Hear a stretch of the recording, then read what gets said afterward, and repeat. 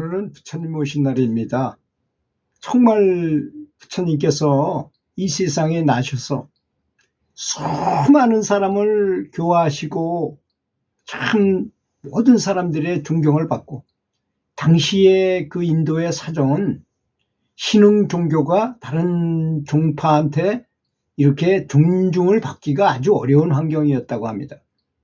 생각해 보십시오. 다른 종파들 이렇게 여러 종파가 있는데 그중에 아라한과 정도를 얻은 스승들이 이렇게 있었고, 부처님도 6분의 스승을 모셨다 그랬잖아요.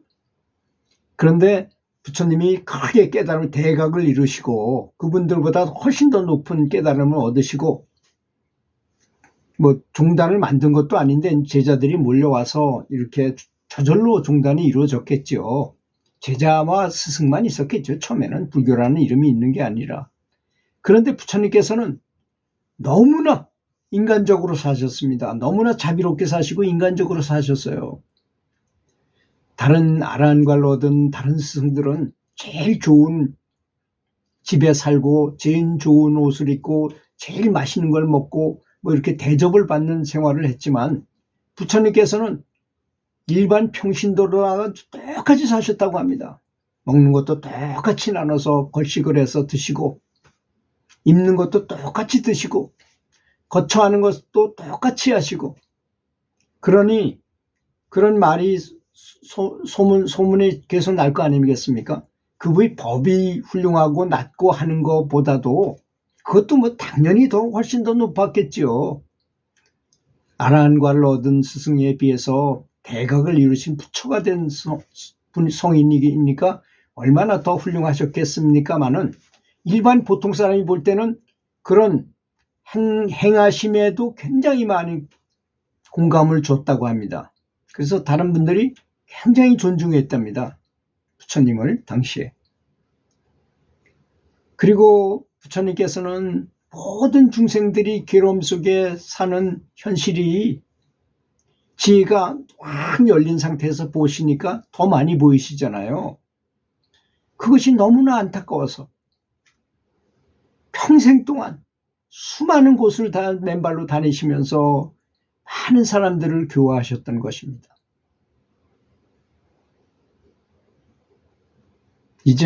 이제는 부처님께서 가신 지가 오래되셨기 때문에 부처님의 발자취만 남으시고 부처님의 말씀은 경전으로 돼서 우리 앞에 그대로 있는 것입니다. 그래서 경전을 볼 때 저는 부처님께서 눈앞에 서서 이 말씀을 하신다 이렇게 생각하고 경전을 읽습니다. 그렇게 하니 부처님께서 바로 눈앞에서 이렇게 설법하시는 것 같은 은혜를 입는다는 것을 느끼게 됩니다. 그렇거든요. 세상에 있는 만사 만물은 부르면 그 아바타가 오게 돼 있어요. 부처님은 화신이라고 안 하고 화신불이라고 하죠. 빛이 너무나 크기 때문에 하는 말입니다. 보통 사람을 부르면 화신이 오지만 부처님은 화신불이라고 표현을 해요. 모시면 엄청나게 빛이 강하기 때문인 것입니다.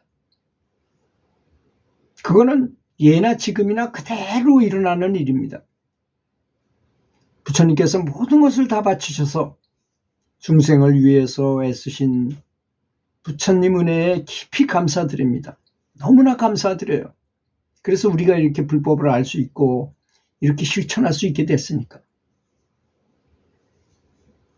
부처님 탄신일을 맞이해서 부처님께서 세상에 오심과 좋은 가르침이 지금까지도 잘 유지되도록 그렇게 힘쓴 아쇼카 왕이라는 사람이 불법을 한번 또 일으켰었잖아요. 그래서 좀 사그러져 갈 수 있었던 것을 다시 한번 부흥시켰고, 여러 부흥자들에 의해서 부처님의 좋은 가르침은 지금까지도 유지되고, 많은 사람들이 힘쓴 노고 때문에 한국에서도 가장 많은 신자를 가진 교세가 큰 그런 종교가 됐으니 불교가 더욱 번성하기를 기원하겠습니다. 지금도 그대로 살아계셔서 화신불로 활동하시는 부처님을 믿사옵고 부처님의 거룩한 뜻을 받들어 그렇게 공부하면서 살면서 제가 살아있는 동안에 사실 우리는 살아있다는 것에 대한 이 고마움에 대해서 잘 모르는 듯한 생각도 들어요. 살아있다는 것과 죽은 것의 차이는 엄청난 차이가 있습니다.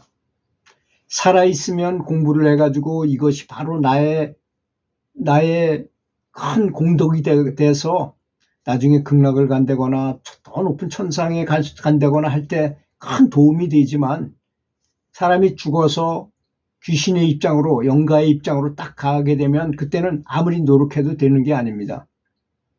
사람이 만져도 만질 수 없고 누구를 만져도 그 사람이 느끼지도 못하는 것이고 이런 것입니다. 그러니까 아무것도 해도 할 수 없는 상황이 간다는 것입니다.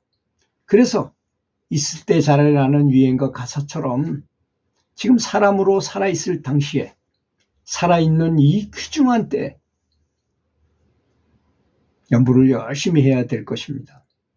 그건 마치 내가 아무리 곤란한 곳에 고도에 혼자 있다 하더라도 휴대폰이 터지는 곳에서 휴대폰을 가지고 있으면 아무 상관없잖아요.